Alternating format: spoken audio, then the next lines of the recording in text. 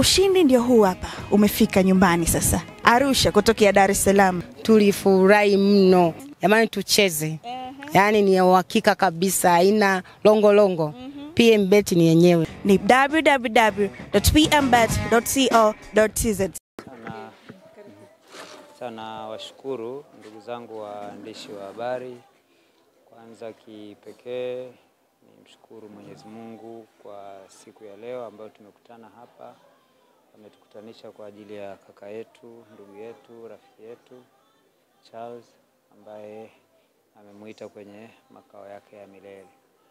Lakini pili, mimi kwa niaba ya wananchi wa Ubungo kwa ujumla, nikiwa mkuu wa wilaya ya Ubungo, nichukue fursa hii kuwapa pole sana waandishi wa habari kwa sababu kimsingi msiba huu kwenu ni wa moja kwa moja, kwa namna ambavyo Charles ameweza kuishi nasi na kwa kazi kubwa ambayo ameifanya ya utumishi wake kama mwandishi nguli kabisa, ambaye wengi wetu sisi toka tukiwa wadogo tumekuwa tukimfahamu kwa kupitia kazi na uwezo wake.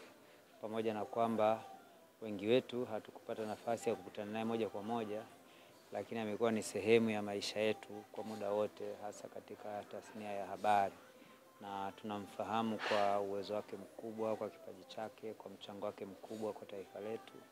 Kwa hiyo ni msiba mkubwa, ni pigo kubwa, lakini tunasema ni kazi ya Mwenyezi Mungu. Kwa hiyo mimi kwa niaba ya wananchi wa Ubungo tunawapa pole sana, lakini tunawapa pole viongozi wote wa Serikali ya Mapinduzi ya Zanzibar, zaidi Mheshimiwa Rais Dr. Hussein Ali Mwinyi kwa msiba huu ambao pia bado walikuwa wanamtegemea kwa kazi ambayo walikuwa wanaifanya kule.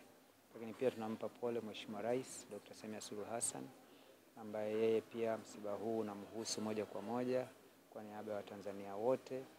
Kwa hiyo sisi wana Ubungo tuko hapa kwa ajili ya kushirikiana na familia kwa namna zote zile ili kuweza kufanikisha kwamba safari yake ya mwisho inaenda salama na kwa kumpa heshima ambayo anastahili kwa kazi kubwa ambayo ameifanya. Kwa nimetangulia hapa kwa niaba ya mkuu wa mkoa kwa ajili ya kuja kuungana na familia kuangalia maandalizi yanavyokwenda, lakini pia kuiwakilisha serikali ngazi ya wilaya na ngazi ya mkoa kuhakikisha kwamba kila kitu kinaenda vizuri, kwamba njia zote zinapitika, maji yanapatikana, umeme upo, hakuna changamoto zozote ambazo zinaweza kujitokea katika siku ya leo na kesho. Kwa kikubwa ndicho ambacho kimenisababisha nifike mapema kuungana na familia kwa ajili ya maandalizi hayo. Lakini nirudie kuwapa pole, ni wape pole sana familia.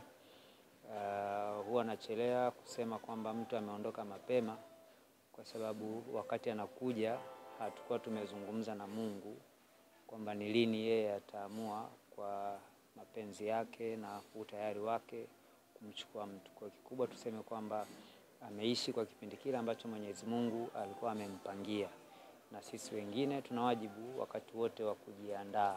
Kubwa rai kwa kila mmoja wetu ni lazima mara kama hizi tutumie fursa hizi kufanya tafakari ya kina, kujipima matendo yetu, kujipima utayari wetu, kwa sababu kila mtu lazima atapitia safari hii, lakini ni kwa namna gani na wewe unaweza kuishi kama alivyoishi Charles, kugusa maisha ya kila mtu, hata wale ambao hauwafahamu au haukutani nao moja kwa moja, kwamba watu wanaishi kupitia kazi zako, watu wanaishi kupitia maisha yako katika utumishi wa umma, lakini pia katika jamii kama hivi.